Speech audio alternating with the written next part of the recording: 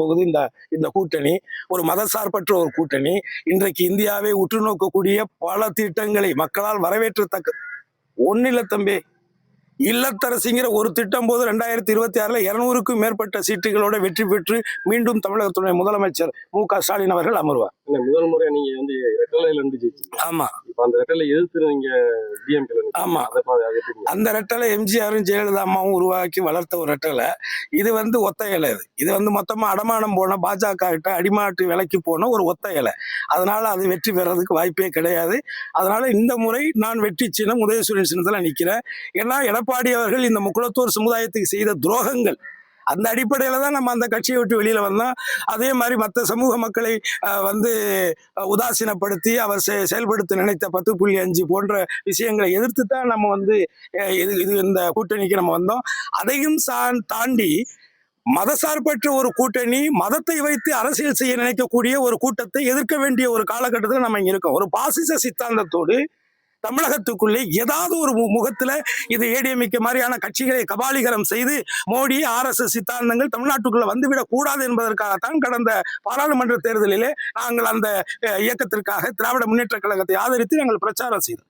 அந்த அடிப்படையில் எங்களுடைய நோக்கம் மதசார்பற்ற கூட்டணி வெற்றி பெற வேண்டும்.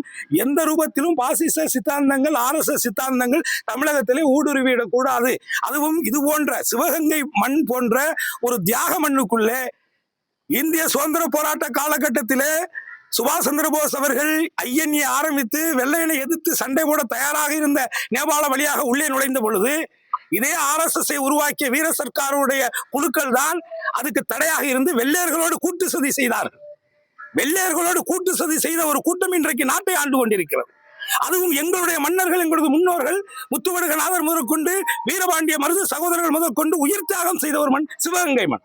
அந்த மண்ணிலே எப்படி ஒரு RSS சித்தாந்த கூட்டத்தை எப்படி நம்ம உள்ள நுழைய வர்றது?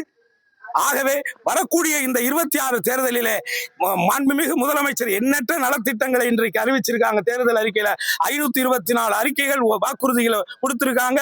ஏற்கனவே இருந்த 5 ஆண்டுகள்ல எத்தனையோ சொல்லாத வாக்குறுதிகள் நிறைவேற்றி இருக்காங்க. அதுவும் குறிப்பாக காலை உணவு திட்டத்தை 8ஆம் வகுப்பு மாணவர்கள் வரை பயன்படுத்தக்கூடிய வகையில 15 லட்சம் பேருக்கு எக்ஸ்டென்ஷன் பண்ணியிருக்காங்க. அதே மாதிரி ஊக்கத்தொகையை, உதவித்தொகையை 1000 ரூபாயை 2000 ரூபாயும், 1500 2000ஆகவும் 2500ஆகவும் இப்படி பல விஷயங்களை செஞ்சிருக்காங்க. அதுல ஹைலைட்டான விஷயம் இந்த இல்லத்தரசிகளுக்கான அந்த 8000 9000 அந்த 8000 ரூபாய்க்கான கூப்பன், அந்த கூப்பன் கொடுக்குறாங்க. இல்லத்தரசிகள் திட்டம் அது மகத்துவான திட்டம். அது மக்களிடத்தில் மிக ஆதரவு பெற்று இருக்கிறது. ஆகவே கடந்த 5 ஆண்டு கால ஆட்சியிலே மாண்புமிகு